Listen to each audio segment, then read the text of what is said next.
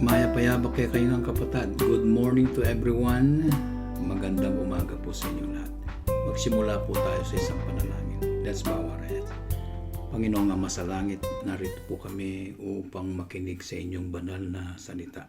Ipagkaloob nawa ninyo ang pangunawa sa aming pakikinig upang mardama po namin at maramdaman namin ang inyong presensya na kayo po ang nagtuturo sa amin. Ito po ang aming pasasalamat at hiling sa inyo.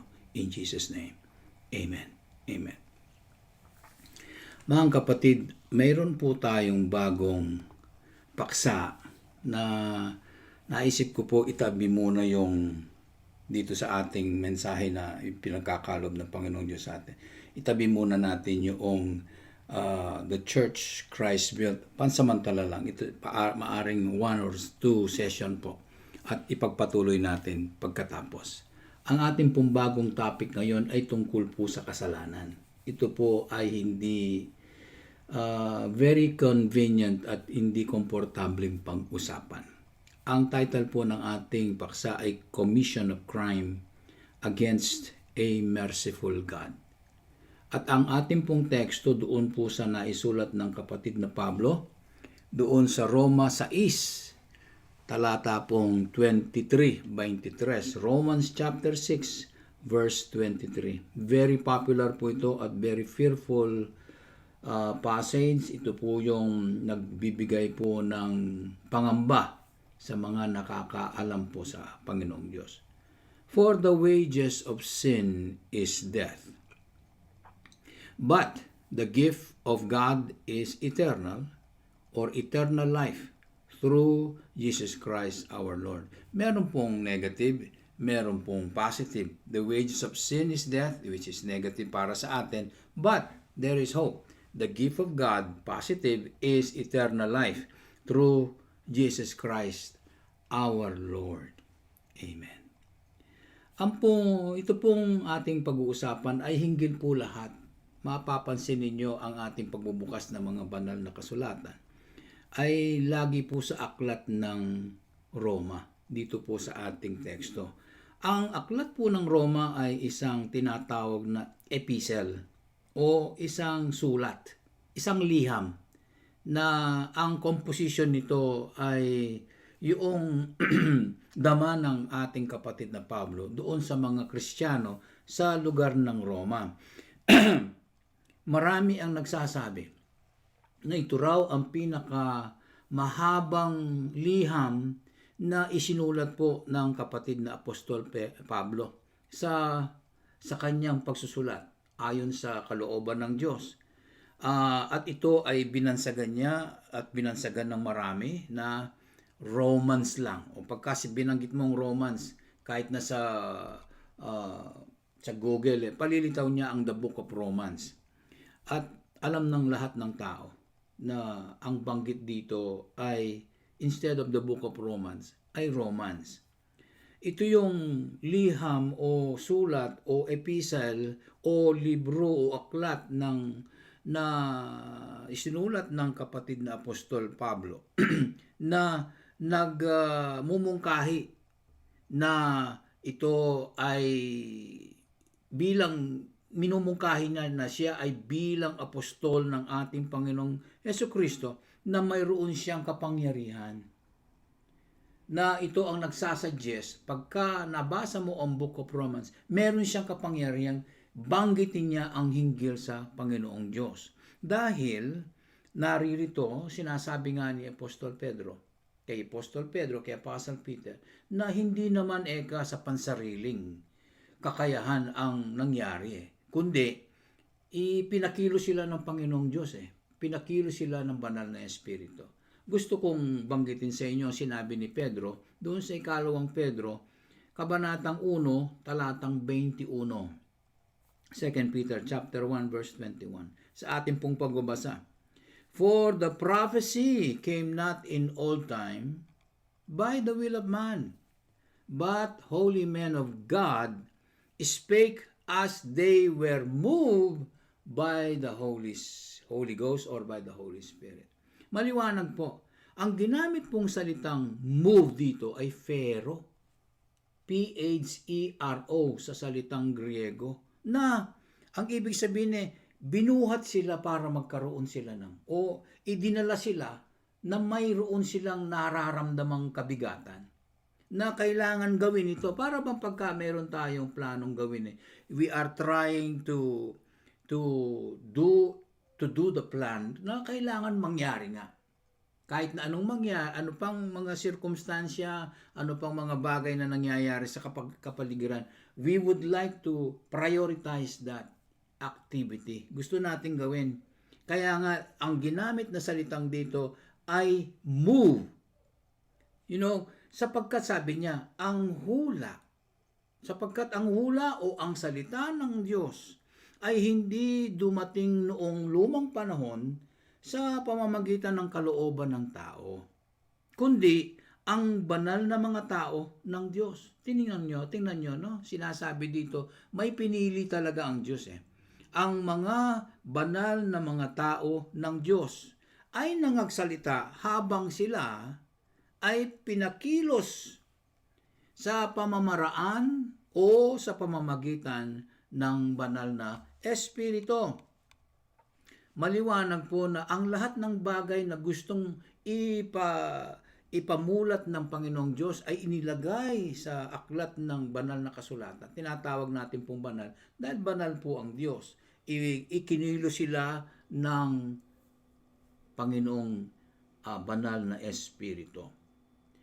Ang sabi po ng marami, si Apostol Pablo daw ay nasa Korinto nang gawin niya ang hiliham. When he authored the book of Romans, the Apostle Paul was in Corinth. And they say probably he was staying in the house of Gaius. Nandun siya sa pamamahay ni Gaius. At alam ba ninyo, dito ko na sa aking pagbabasa at pagsasaliksik, hindi pala ang nagsulat ng libro ng Aklat ng Roma, si Apostol Pablo. Meron siyang amanuensis. Ang hirap po ng term na ito. Amanuensis is a person who takes this dictation. Siya yung nagsusulat habang merong nagdidikta sa kanya kung anong isusulat niya. He takes dictation or he takes copies of manuscripts. Alam niyo naman ang manuscript ay isang dokumento na isinulat sa kamay.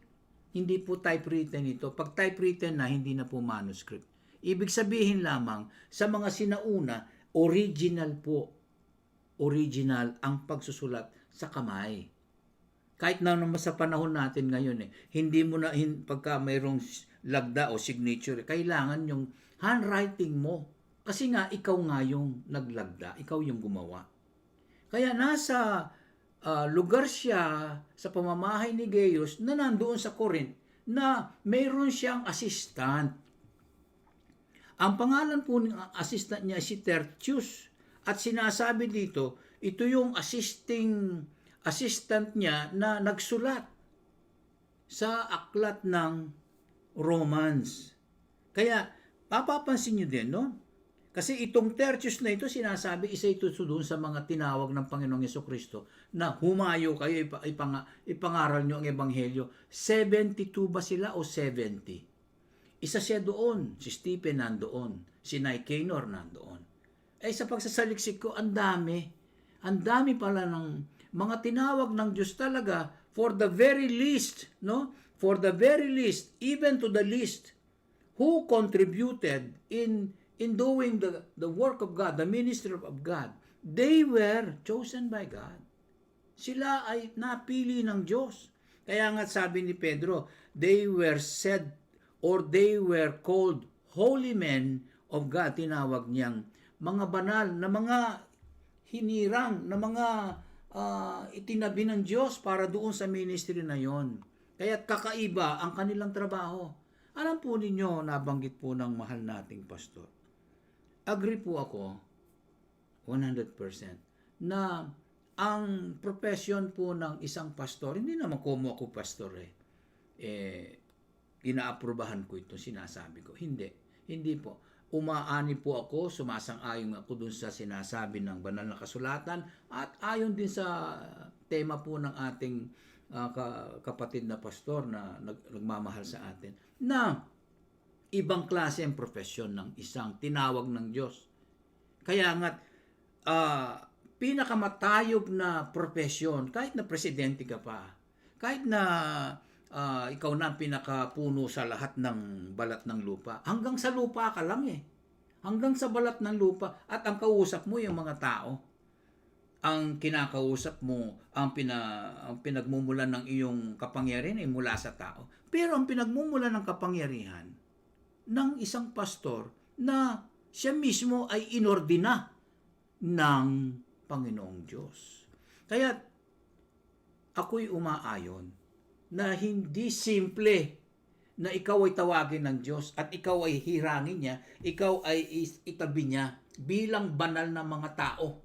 Kasama ka dun sa mga banal na mga tao dahil ikaw ay gumagawa ng kanyang gawain, mga kapatid. Alam po ninyo, sa makatwirang bagay at sa takbo po ng panahon, itong Tertius na ito na tumulong kay Pablo, hindi po nababanggit yung pangalan niya. Hindi naman dapat banggitin eh. Pero ang Diyos mismo ang nagpapakilala sa kanila. Mga kapatid, sa iglesia ng ating Panginoong Diyos, ngayon kakilala nyo si Tertius. Si Pablo kilala natin, lagi nating binabanggit siya. Pero si Tertius, hindi natin nababanggit. Pinababanggit ngayon ng Panginoong Diyos. Siya isang amanuensis, isang tagapagsulat sa mga dikta ng pinakikinggan niya. Si Pablo ang kanyang pinakikinggan. Ano nangyari? Siya isang estudyante ng kapatid na Pablo. Siya isang kapatid na tumutulong sa ministry. Kaya siya tama lamang na pagkalooban siya ng Panginoong Diyos na maging bishop o maging pastor ng Iconium. Siya po'y naging pastor ng Iconium. I-check po ninyo. At ang Iconium ngayon kung yung lugar na yun nasa gitna po, central city po yan ng Turkey. Hindi po yung kinakain, yung pong lugar. At alam po ninyo, ang Turkey nasa Middle East. Ang kasamaang palad, alam po mga kapatid, ang pinangyayarihan po ng katotohanan ay gusto lamang pakita ng Diyos na talagang mahirap pumasok sa kaharian ng langit. Tingnan nyo yung lugar ng Iconium. Naroon ang bishop ng katotohanan, si Tertius. Iniisip mo sila lahat makokonverte ng Panginoong Diyos. Si ang Panginoong Yesu-Kristo 500 yung kanyang tagasunod ang daming ang dami ng mga Israelita, 500 lang ang pinili. Kaya mga kapatid, yung lugar na doon sa central, pinakagitnang syudad ng Turkey, ay Konya ngayon ang tawag. Ang pangalan po ng syudad na yun ay Konya sa panahon po natin, mga kapatid. At alam ba ninyo, sa Konya, ito'y heavily, ang mga citizen po doon, mga Muslim. Hindi po ba? Parang, may gumpisala keng Kristyanismo at mayari la keng Muslim. 2 million daw ang mga Muslim doon. Heavily populated with Muslim people. Kahit na Muslim ililigtas ng Panginoong Diyos yun kung sila magsisisi at iiwanan nilang pagka-Muslim. Katoliko, iwanan Katoliko. Talagang ang Panginoong Jesucristo may kanyang iglesia. Mga kapatid, ang aklat ng Roma ay pang-anim sa mga aklat sa banal na kasulatan. Hindi po nagkakalayo Tama-tama lang yung spacing nila Umpisa mo kay Mateo, ikalawa kay Marcos, pangatlo si Lucas. Alam po ninyo itong mga binabanggit ko part of the 70. Tingnan ko lang si Mateo, hindi ko napansin si Mateo kung kasama doon. Pero si Marcos kasama, si Lucas na doktor kasama doon sa 70. Ang sabi nung isang talagang nakakaalam sa pangyayari. At ang sinasabi po ng doon sa aking pagsisid po ng pag-aaral, bandang 56 AD nang isulat po ng kapatid na Pablo Apostol Pablo nang nasa Corinth siya, nang nasa pamamahay siya ni Gaius, bandang 56 AD. Tingnan niyo po, no, talagang very particular ang kasaysayan at minamando at excuse me, at sinesafeguard po ng Diyos ang kasaysayan. Alam ba ninyo, may tanong lang, bakit may mga news, may mga headlines, may mga newspaper, may mga sulat na mga nagpapakilalang ito ang nangyari nung araw, may mga pinatay dito, nasunugan dito, binagyo dito, numindol doon. May mga records. Kasi may record ng Diyos eh. Gusto niyang ipakilala na siya ang Diyos ng mundo. Gusto niyang pakilala siya ang Diyos ng kasaysayan. Para wala tayong maidahilan na walang Diyos. Mga kapatid, huwag niyo pong kalimutan, si Tertius na amanuensis ni Pablo, siya po yung tagasulat. Siya po sumulat ng Book of Romans. Maganda siguro ang handwriting niya, no? Hindi lamang yon, bandang AD 56, sinulat ang Book of Romans at doon sa lugar ng Corinth, magkasama-sama sila, si Gaius, si Pablo at si Tertius, mga kapatid. At itong aklat na ito ay pang-anim sa New Testament. Mga kapatid, itong pinakatema ng aklat ng Romans na isinulat, ngayon, kayo mo may amanuensis ka, sino? Yung author pa rin si Pablo, tagasulat lang si Tertius. Ang pinakatema po ng libro, ng aklat ng Romans ay kaligtasan. At kung babanggitin mo ang kaligtasan, maililigtas ka lang sa pamamagitan ng Ebanghelyo. Kaya't ang pinakatema ng aklat ng Roman ay ang Ebanghelyo ng ating Panginoong Jesucristo. Tingnan po ninyo, sinasabi po yan. Ayan, sinasabi ko na sa inyo, babanggitin po natin yung aklat ng Roma. In Romans chapter 1 verse 1, maliwanag pong pinahahatid po sa atin ng banal na kasulatan ang katotohanan na si Pablo, sinasabi niya, siya ay para sa Ebanghelyo. Tingnan po ninyo. Sabi niya, I, Paul, a servant of Jesus Christ. Ito pong servant na ito, hindi po yung mayroong desisyon para sa sariling buhay. Hindi po. Alipin po ang sinasabi dito. I, Paul, a servant of Jesus Christ, called to be an apostle. Yung pong to be italic, hindi naman po talaga nandoon yun eh.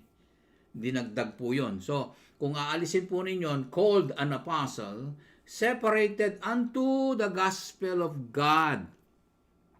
Tinan nyo na, maliwanag na ina-admit po, no? Yung ina-admitan ng Pablo na ingkayang pangayahos ng Diyos para maging apostol, kinggawain na ng Diyos. Ang pagka-apostle ni Pablo ay para sa Ebanghelyo. He was separated. He was ordained for the gospel. He was ordained as an apostle for the life task.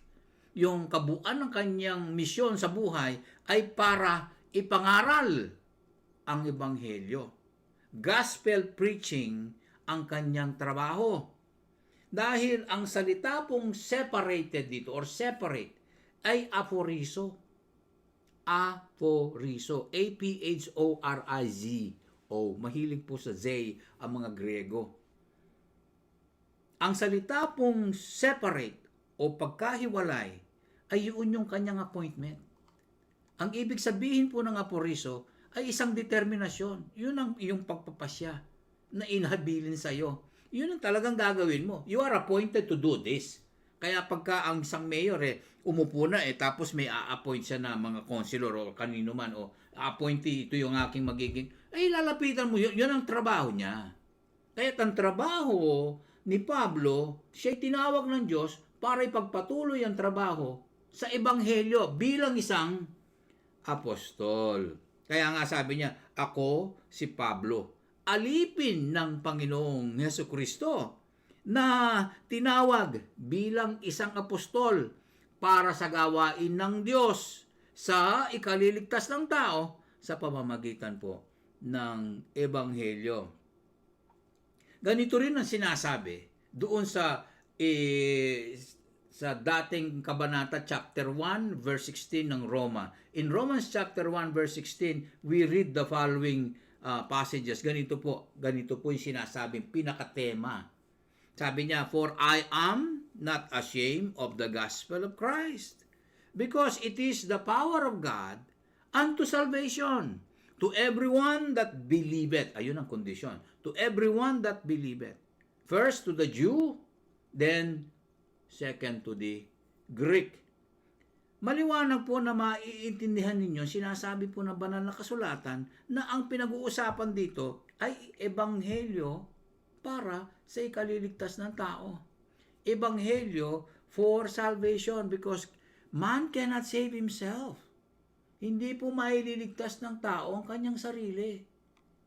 Ay, patawaran ko niya ang sarili ko.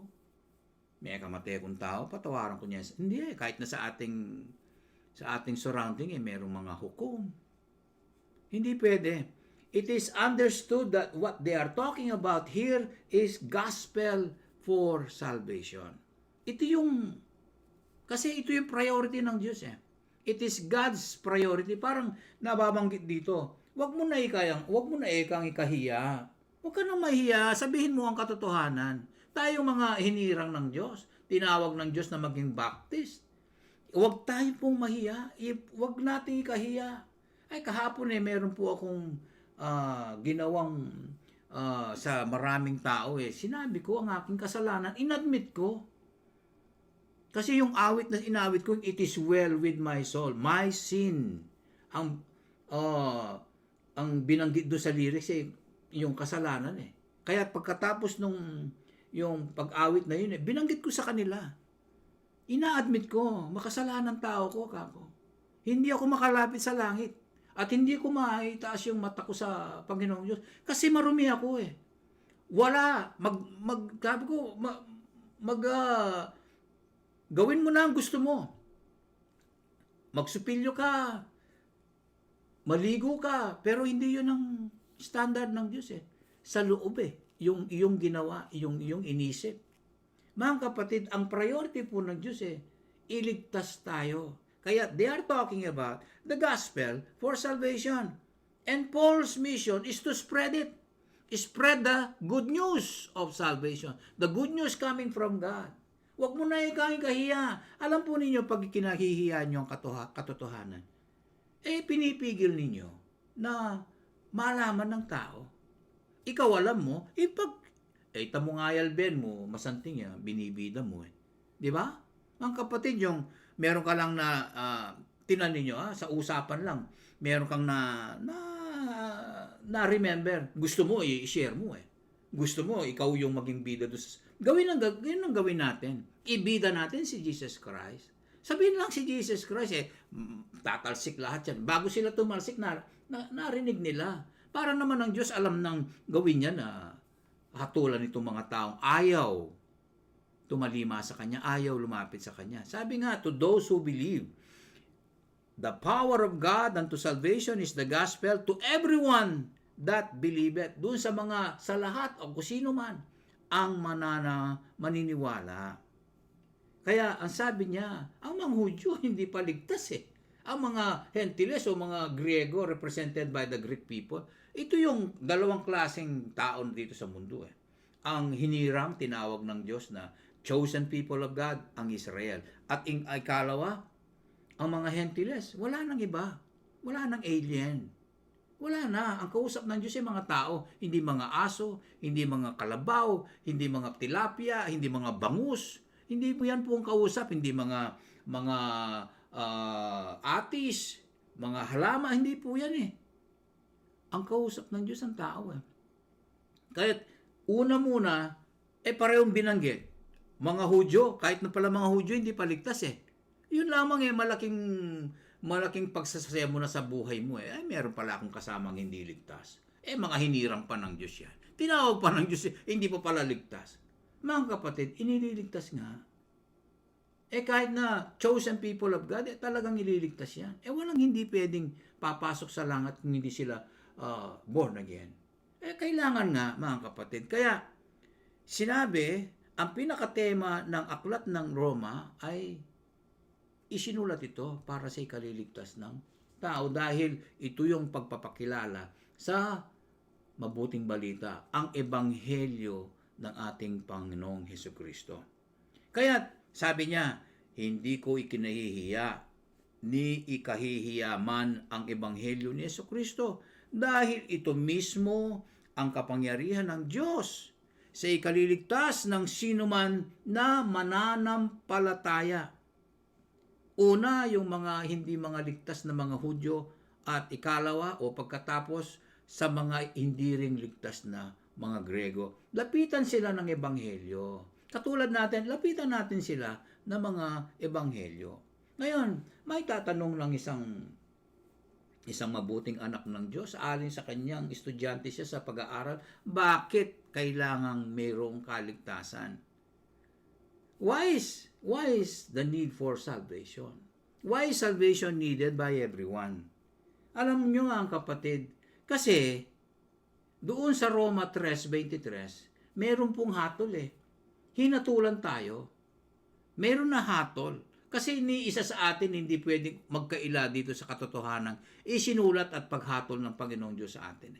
Romans chapter 3 verse 23 mga kapatid. Kung nandyan na po kayo, basahin po natin. Ang sabi, for all have sinned. Tingnan nyo na. Hinatulan na. For all have sinned. Past tense na po ito. Nangyari na. Yung mga ipapanganak pa lamang mangyayari pa lang sa kanila ito. Pero sa ayaw sa gusto ninyo, pag ito'y nakarating sa age of reason, ito'y gagawa po ng kasalanan. For all have sinned, and they have come short of the glory of God. Tingnan nyo na. Tingnan nyo yung salitang glory. Bakit? May glory doon, di po ba? Pinag-uusapan natin spirit and truth worship. Ito yung nagpapakilala na ang pinaka dahilan kung bakit tayo nilikha ng Diyos ay para purihin siya, para siya'y galangin, para siya'y sambahin, mga kapatid. Huwag naman sabihin siya ay very selfish, very egoistic. Hindi po ganun ang tingin natin sa salita po ng mabuting Diyos. Ang kabutihan niya ay gusto niyang makasama ang kanyang nilikha. Kaya nga tinuring pa niyang mga anak Sino dyan ang mga magulang na ang gusto niyo bastusin kayo ng mga anak ninyo? Sino? Sino dyan ang mga magulang na murahin kayo ng mga anak ninyo, kayo pa'y natutuwa? Ay, tuwang-tuwa pa kayo. Ay, gawin mo pa nga ang anak. Ay, kalatina pa mo, nagkas niya. Pimiyasa niya nagkas. Wala, piglaramana ka ng anak mo. 3 years old ya pa mo. Dideny na ka. Ay, leming anak ko na, kabiyas na, no? Dideny na ako. Kapanagkas na, leming asbuk na, karinat na, o pag maragul mewari, kanya na bagay. For all have sinned, and they have come short to the glory of God. Na makapagsamba. Uling makasalanan la. Tanggapan ng Diyos. Hindi sila makapagsamba dahil makasalanan. Hindi tatanggapin ng Diyos. Walang spirit and truth doon. Worship.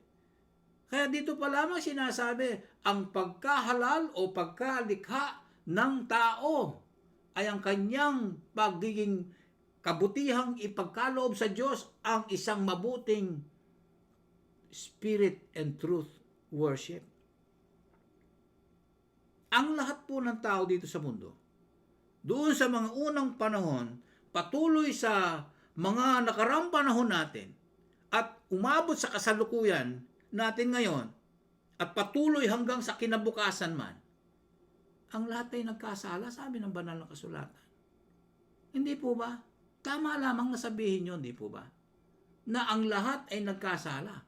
Sa atin ay itong mga ngaral nyo ngayon hindi ko masasabing hindi po ako nagkasala. Dahil nagsisinungaling po ako pag sinabi ko yun. Sabi naman ng banal na kasulatan, pag hindi mo sinabing ikaw hindi nagkasala, ay ikaw ay nagsisinungaling. Totoo naman po Iniisip mo, hindi mo sinabi, nagkasala ka.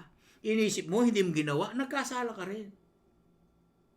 Kaya pipisig mo yung sarili mo kanya.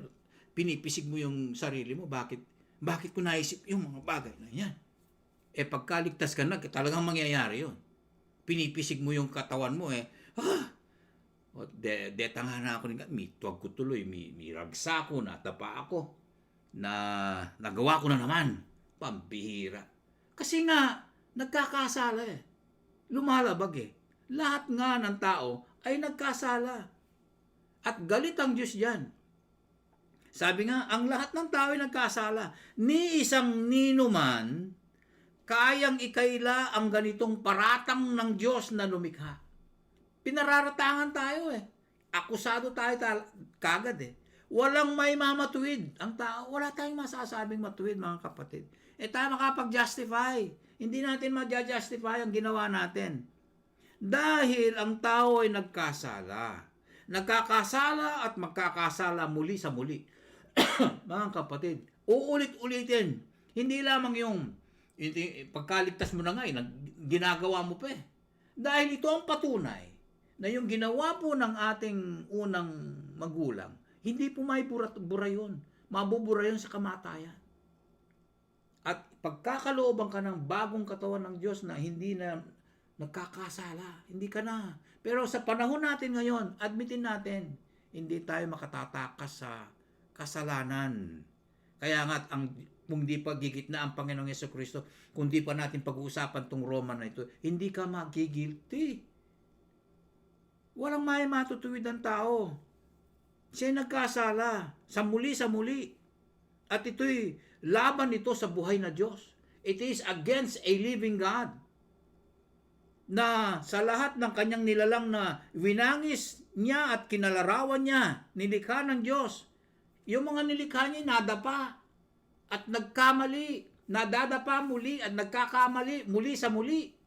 Mga kapatid, hindi nakaabot ngayon sa kalwalatian ng Diyos. Kahit mo sambahin ng Diyos, hindi tatanggapin ng Diyos kung ikaw ay makasalanan. Kung ikaw ay lost, ang tawag sa English eh.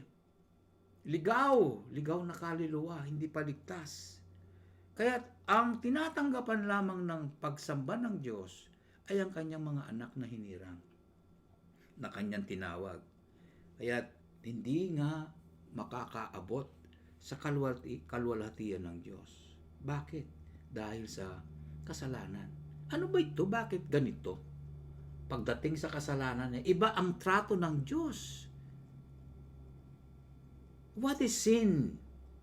Eka nga, dito sa aking outline, what is sin?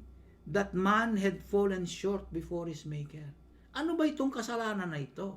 Na siya ay nadapa at hindi makaabot. Hindi niya nakikipag-abot. Inaabot na nga eh. Hindi nga maabot-abot. Ayaw ng Diyos eh. Ayaw ng Maker. Ayaw ng Creator. Ayaw ni Jesucristo. Ayaw ng Banal na Espiritu. Ayaw ng Ama sa Langit. Dahil ang kasalanan. Bakit? Kasi it is the transgression of the law. Sabi ng Banal na Kasulatan. 1 John chapter 3 verse 4. Ang sabi po ganito. Unang Juan, Kapitulo 3, talatang 4. Ang sabi, whoever committed sin, sinumang nagkakasala, gumagawa ng kasalanan, ay transgressed also the law. Linabag niya ang batas. Ang sinumang nagkakasala ay linabag niya o linalabag niya ang batas. For sin, is the transgression of the law. Sin is the transgression of the law. Ang kasalanan ay paglabag o pagsalansang sa batas. Tingnan nyo na, nabanggit ang batas. Hindi ka makatatakas. Ang buong mundo ay nakapaloob sa batas ng Diyos. At ang tawag dito sa pagsalangsang na ito sa batas krimen. Ayan po ang ating title. Commission of crime. Don't you know, if God is telling you, every sin that you make is a crime. Ang sino mang nagkakasala ay lumalabag siya sa batas. Dahil ang paglabag niya o ang paggawa niya ng kasalanan ay pagsalangsang sa batas. Ang tagurian ng batas ngayon sa kasalanan o paglabag ay krimen. At alam ninyo, ang krimen, ang sino mang gumagawa ng krimen, ang tawag sa kanya ay kriminal. Sa panahon natin, at sa panahon din nila, ganun din ang tawag. Ang sino mang lumalabag sa batas, ang tagurian sa kanya o ang bansag sa kanya ay kriminal. Masakit kayong balugbog na po. Imagine, pag maragol mo, mayap ka, makanini ka, miglaram ka kanyan. Eh di kriminal ka, linabag ka kayong batas eh. Eh nakaburing in Diyos na nakaburing magsinungaling. Offended yung Diyos, kapatid. Ma-offend ya. God is offended every time a man sin. When we sin, God is terribly offended. Terrible sa kanya ang kasalanan.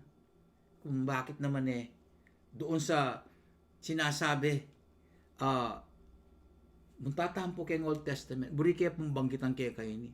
Kasi yung Diyos ma-offend Importante ka na ako, importante kaya katamong anak ng Diyos, na yung pamagalang tamo, buri tamo, nung uworshipan mo yung Diyos, may buring ka sakit lubing Diyos, ay Panginoong Diyos, ang ganda ng iyong gawa, pakabuti mo. Tapos, pagalis mo ng church, may ginawa kang kasalanan, yung sinabi mo, paano yun? Bumagsak na lahat, di ba? Parang ganon. Katalikod mo, binibigyan mo na ng sakit ng loob. Kanina, pinagpapala mo ang Diyos na gusto mo, masaya siya, pinasasaya mo. Pagkatalikod mo, na-offend na siya, in-offend mo.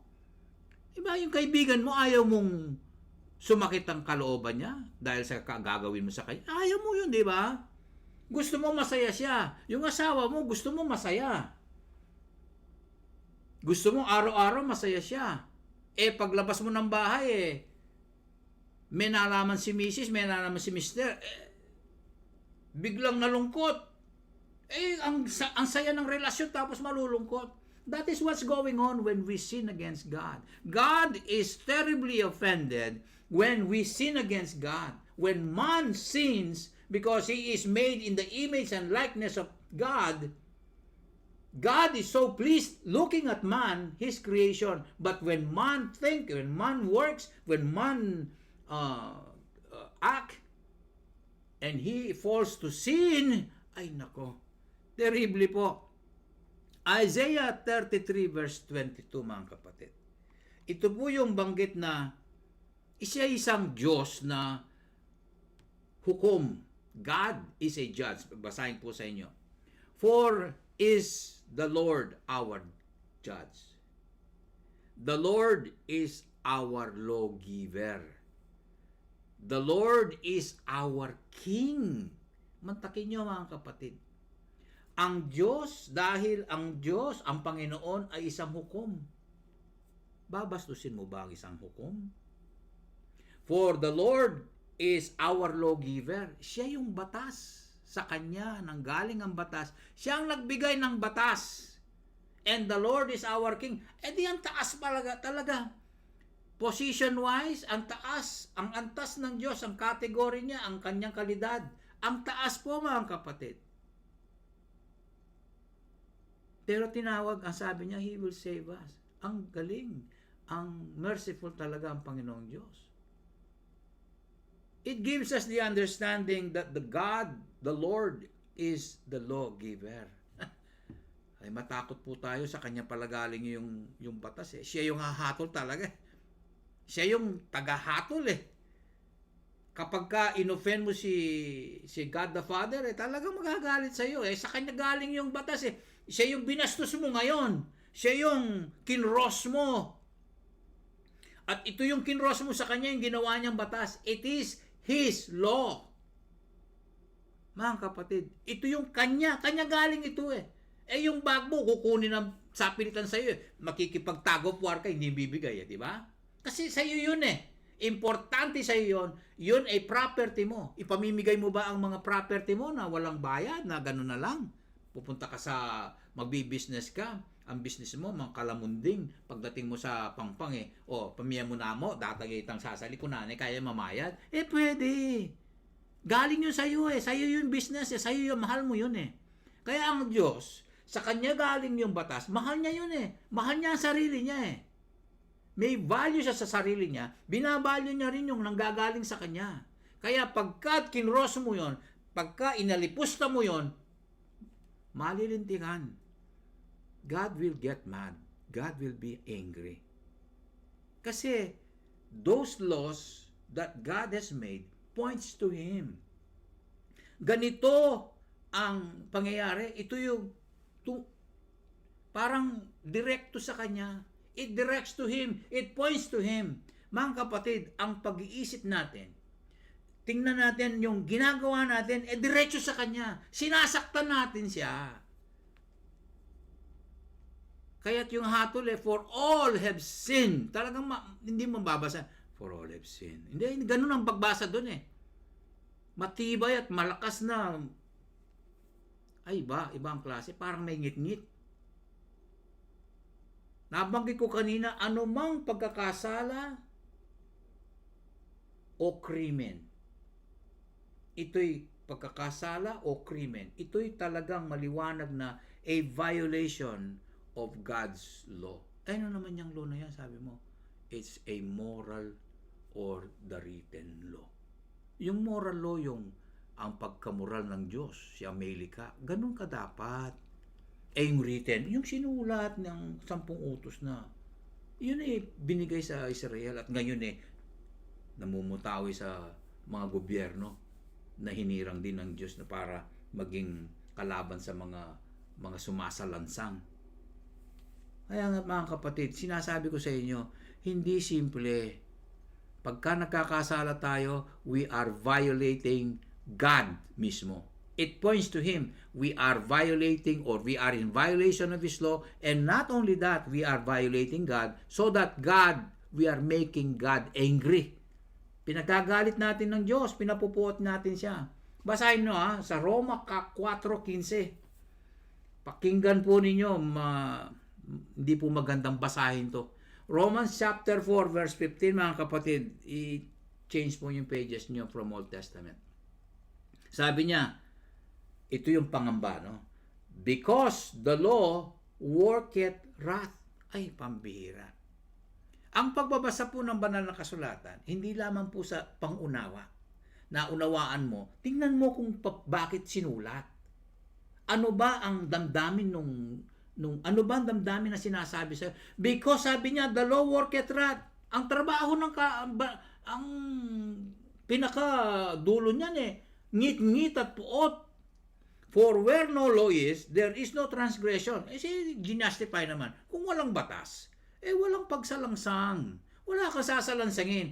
Wala namang binigay na ganito pag sinabing, do not enter. Tapos pumasok ka doon.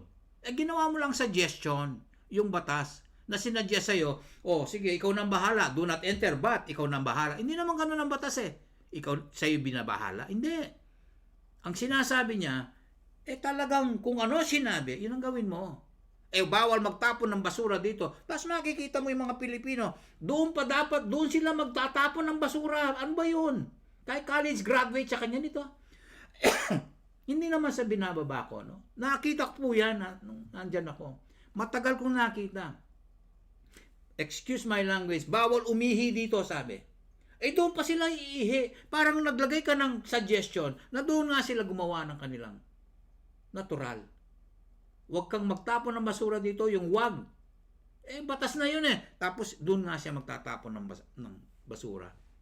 Ayon, pag ginawa mo yon, mayroong nagagalit. Because sabi niya, the law worketh wrath. Dahil ang pangamba, sabi ko kanina, sa paglabag sa batas ay nagbubunga ng puot. At hindi lamang yon, puot at galit. Ito ang argumento sa katotohanan. Kung sakaling walang umaandar na batas, ayun ang argumento niya. Gayon nga ay walang pagsalangsang. Dahil wala namang lalabagin. Subalit mga kapatid, nagbubunga ng puot at galit kung nilabag ang batas. Kaya nga, saan ang hantong ng mga hindi nananampalataya sa Panginoong Jesucristo? Saan ang hantong ng mga nagsipaggawa ng mga karumaldumal na abomination against God? Sana po ang hantong? Alam po ninyo ang hantong niyan doon sa dagat-dagatang apoy. Mga kapatid, maaari pong first part ito, Maaari sa second part tapusin po natin. Ang binabanggit po ng banal na kasulatan, ipinakikilala ang galit ng Diyos. Wag naman sobra kasi ang totoo na ang Diyos ay pag-ibig. Pero siya'y humahatol. Humahatol siya.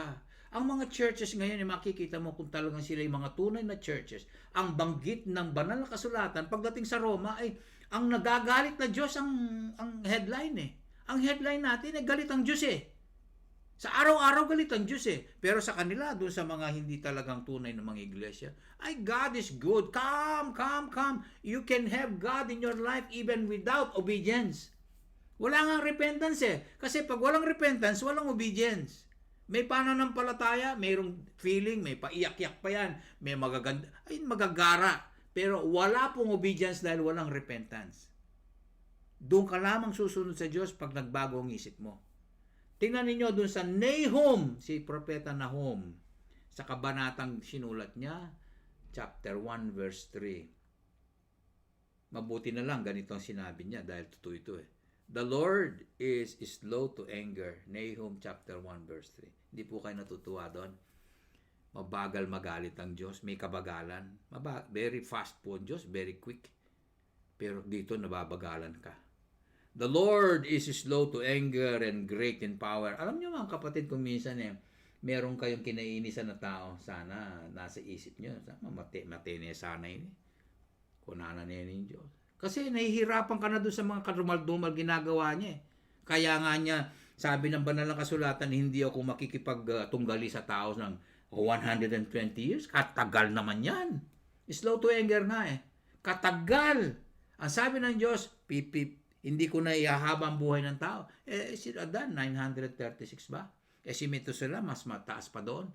Mahaba ang buhay. Kung salbahi at wicked itong taong katunggali mo, alay, nako. Mga kapatid, ano mangyayari? Araw-gabi naiinis ka. Tingnan mo na. Kaya iniklian ng Diyos. Hindi ka naaabot ng matagal dahil sa pagsalangsang mo. The Lord is slow to anger, but He is great in power, and will not at all acquit the wicked. Pambihira, no mga kapatid? The Lord had His way in the whirlwind, and in the storm, and the clouds are the dust of His feet. Ano po ito? Warning po ito, mga kapatid.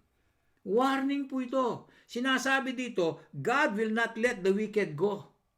They cannot go scot-free. Wala po silang ligtas. Wala po silang takas. Hindi ka makakatakas. Ang katunayan na may putang Diyos sa niya. Subalit, mabagal nga lang ang galit ng Diyos, na sa lawak ng kanyang kapangyarihan at saklaw ay hindi pakakawalan ng Diyos ang masama, ang nagkakasala. Dahil nilabag ng tao ang kanyang mga utos at batas, mga kapatid. Hindi niya pakakawalan, ha? Walang takas, walang ligtas. Lahat ay talagang mauulanan ng galit ng Diyos. Dahil nilabag ng tao ang mga utos ng Diyos. Ang utos ay batas. Walang takas ang masama sa kamay ng Diyos, mga kapatid. Talagang aabutan sila ng kamay ng Diyos. Kaya ang gumawa ng krimen sa paglabag ng batas ay siguradong parurusahan. At ang sabi, meron daw pamamaraan ng Diyos eh. Bakit biglang lumakas ang lindol? Bakit biglang lumakas ang bagyo? Bakit may bagyo dito, doon wala? Bakit yung sa nginipin kening lugar Miketi makatakot ing hurricane ng pong tornadoes ay pambihira. At apansin mo tutoy sa sabihanan ng banal na kasulatan. At inyang may talagang ang Diyos mismo hindi ka makakatakas sa kanya. Mapapansin mo, sisirain niya lahat ang mga syudad na ito. Talagang mga sira. Gusto niya mag-isip ang tao. Yun lamang ang paraan para magkaroon ng leksyon ng tao. Maiisip mo, ay, ang lakas ng bagyo na yun. Ako iniisip ko, alam niyo kapatid, God has a way using the whirlwind. Ano ba itong whirlwind na to pagka tinignan mo ito sa definition? Mga tornado po ito. Huwag naman yung ipo-ipo maliliit. Kasi yung atin, yun lang nakikita natin, ay hindi ka bubuhatin yan. Yung mga whirlwind, mga tornado, talagang pag dinaanan ka ng tornado wasak ang bahay mo. Nagiba. Abala ka ngayon. Yung pera mo sa bulsa, yung savings mo, lalabas yan. Talagang parusa, mga kapatid. Hurricanes, malalakas na mga bagyo. Ayun nga, dito lang kamakailan si Dorian daw, kung nabalitaan ninyo, dumaan sa Bahamas, makikita mo talagang, nani lugar rin, kutangin na mo. Ano itong mga lugar na ito? Hindi po ako vindictive, Tinitingnan ko ang kilos ng Diyos Bakit may mga ganyan? At sabi niya, sa banal na kasulatan, aandar at titindi ang ngit-ngit ng langit. Bakit? Magngit-ngit ba? Simple na lang nagingit. Hindi po, ngit-ngit po ng Diyos yun Kaya mga kapatid, God has a way using the whirlwind, the tornadoes, the hurricanes. He will use the tropical storms. Tayo, laging may tropical storms. Bakit? Ilan ba yung mga Katoliko dyan, mga kapatid? Ilan ba yung mga, ang mga Diyos nila ay mga Diyos-Diyosan? Mga kapatid, there is a reason why these devastations are happening in us. Kaya pati yung nasa pamumuno, mga idolaters. Hindi na luma, hindi po mga bago ito, luma na yan. Doon pa sa panahon ng mga hari sa Israel, mga idolaters din sila. Ano ba yung mga flooding, mga baha? Ang pangyayari pong ganyan mungit-ngit po ng Panginoon, hindi po nangyayaring walang purpose dito sa balat ng lupa. So, ang sinasabi ko sa inyo, ang banal na kasulatan, sinasabi niya, babasahin ko muli, the Lord is slow to anger, Nahum chapter 1 verse 3. Huwag niyo pong kalimutan. But He is great in power. Makapangyarihan siya. The Lord had His way with His power in the whirlwind. Gagamitin niya yan. And the storm, gagamitin niya yan. Especially the clouds are the dust of His feet. Gusto niyang magkaroon ng flooding, umulang kagad. Nandiyan kagad dahil ang may gawa niyan, ang Panginoong Diyos Kaya niyang gawin. Na sa ating pagtatapos, hindi natin matatapos ito. Gusto ko sabihin sa inyo, mga kapatid, the commission of crime against God. He can use nature. Don't forget, pagka lumakas ang ulan, wala nang pag-ibig, di ba? May ngit-ngit na. Pagka malakas na malakas talagang ulan, isisisihin natin si councilor na ganito, sisisihin na si mayor na ganyan, hindi ginagawa yung trabaho. Sino ang Panginoon niya? It all boils down to God. Sino ang tao? Sino ba ang kanyang worship? Kaya mapapansin mo, doon magkakaroon ka ng pag-asa na makilala ang katotohanan. God uses nature to punish. Talagang paparusa ang Diyos. Yung ang masama, tapos bigla na lang inatake. Ganun ba yon? Bigla na lang? Nangyari na, bigla, ay salamat, Meteo. Ay nung dakalya pasakitan. Ganun ba yon? Hindi. Ang sino mang, may do unto others, sabi ng Diyos what you want to be done unto you. Do not kill. Huwag kang pumatay para hindi ka patayin. It will be going back to you. Don't point fingers because it will go back to you. It will point back to you. God is alive. He uses nature to punish the sinner, the wicked. Masasabing, God is a punisher. Talagang paparusahan ka niya para mag-isip ka. And the criminal who commits crime against a living God will be punished. Ayan mga kapatid, magpapaalam po ang inyong kapatid na elder. Maraming salamat sa inyong pakikinig at nawa napansin po ninyo na hindi lamang maunawain ng ating Panginoong Diyos at maalabin o very loving God, kundi nagagalit po siya. Gusto ko pong talagang ipaabot sa inyo, balanse po ang Panginoong Diyos. Kahit wag po natin siyang biruin. Mga kapatid, nagpapaalam po. Sa muli po, bye-bye. God bless you all.